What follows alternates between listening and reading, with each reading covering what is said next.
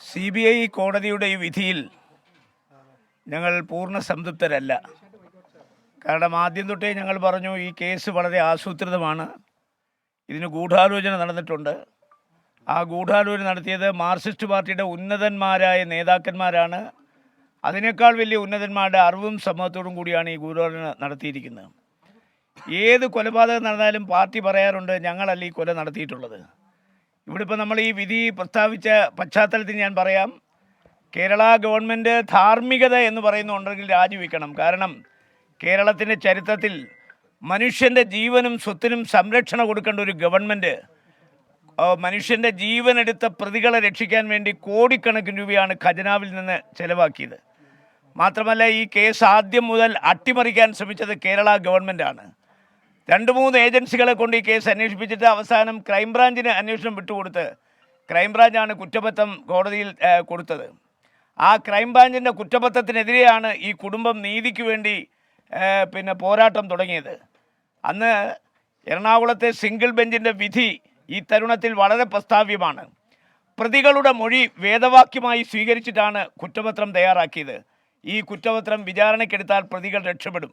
അതുകൊണ്ട് കുറ്റപത്രം റദ്ദു ചെയ്യുന്നു, കേസ് CBIക്ക് വിടുന്നു. സിംഗിൾ ബെഞ്ചിൻ്റെ വിധിക്കെതിരെ അപ്പീലുമായി ഡിവിഷൻ ബെഞ്ചിൽ പോയി. ഡിവിഷൻ ബെഞ്ച് സിംഗിൾ ബെഞ്ചിൻ്റെ വിധി ശരിവെച്ചു. അത് കഴിഞ്ഞ് അതിനെതിരെ സുപ്രീം കോടതിയിൽ പോയി. എല്ലാ കോടതികളും ഈ കേസ് CBIക്ക് വിടണമെന്ന് വാദിച്ചു. അവസാനം സർക്കാർ ആ രംഗത്ത് പരാജയപ്പെട്ടു. വീണ്ടും കേസ് നടത്താൻ ഒരു ചതിയൻ ചന്തുവിനെയാണ് അവർ ചുമതലപ്പെടുത്തിയത്. ഈ കല്ലോട്ട കുഞ്ഞുങ്ങളോടൊപ്പം കിടന്നുറങ്ങിയിട്ടുള്ള ഇവരുടെ മുഴുവൻ കുടുംബ ചരിത്രവും അറിയാവുന്ന ഒരാൾ CK ശ്രീധരൻ, അയാളെ വിലക്കെടുത്ത് അയാളെ കൊണ്ടാണ് ഈ കേസ് വാദിപ്പിച്ചത്. ഈ കേസ് വിജയിക്കുമെന്നുള്ള ഉത്തമ ബോധ്യം അതുണ്ട്. അപ്പോൾ CK ശ്രീധരൻ എടുക്കുന്ന എല്ലാ കേസും വിജയിക്കും. പക്ഷേ അയാൾ വാദിച്ച പരാജയപ്പെട്ട കേസുകളുടെ മുൻപന്തിയിൽ ഇതാ കല്യോട്ടെ കേസ് വന്നിരിക്കുന്നു. CK ശ്രീധരൻ ഇനി ഒരു വിജയിയല്ല, ഒരു പരാജിതനാണ്. പക്ഷേ ഈ കേസിൽ ഞങ്ങൾ പരിപൂർണമായി സംതൃപ്തരല്ല. കാരണം ഗൂഢാലോചനയുടെ ഭാഗത്ത് ശിക്ഷിക്കപ്പെടേണ്ട പ്രതികൾക്ക് വേണ്ടത്ര ശിക്ഷ വിധിച്ചതായി ഞങ്ങൾ കാണുന്നില്ല. എന്നാലും ഞങ്ങളുടെ വാദം ശരിയാണെന്ന് തെളിയിക്കപ്പെട്ടിരിക്കുന്നു.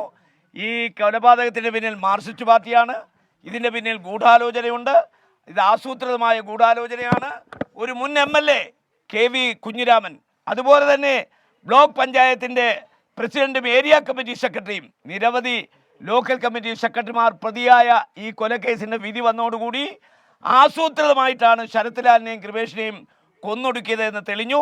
ഇനി ഈ കേരളത്തിൽ ഒരു കുടുംബത്തിനും ഇത്തരം ഒരു ഗതികേട് വരാതിരിക്കണമെങ്കിൽ ഈ പ്രതികൾക്ക് കടുത്ത ശിക്ഷ കൊടുക്കണം. വധശിക്ഷ അല്ലെങ്കിൽ ഇരട്ട ജീവപര്യന്തം, അതുപോലെ തന്നെ ജീവപര്യന്തം. ഇതിൽ ആദ്യത്തെ പ്രതികൾക്ക് വധശിക്ഷ തന്നെ ഞങ്ങൾ പ്രതീക്ഷിക്കുന്നു, ഇരട്ട ജീവപര്യന്തം പ്രതീക്ഷിക്കുന്നു, പിന്നെ ജീവപര്യന്തം പ്രതീക്ഷിക്കുന്നു. എന്തായാലും ഈ വെറുതെ വിട്ട പ്രതികൾക്കെതിരെ ഞങ്ങൾ കൂട്ടായിട്ട് ആലോചിച്ചിട്ട് അപ്പീലുമായി മുന്നോട്ട് പോകും.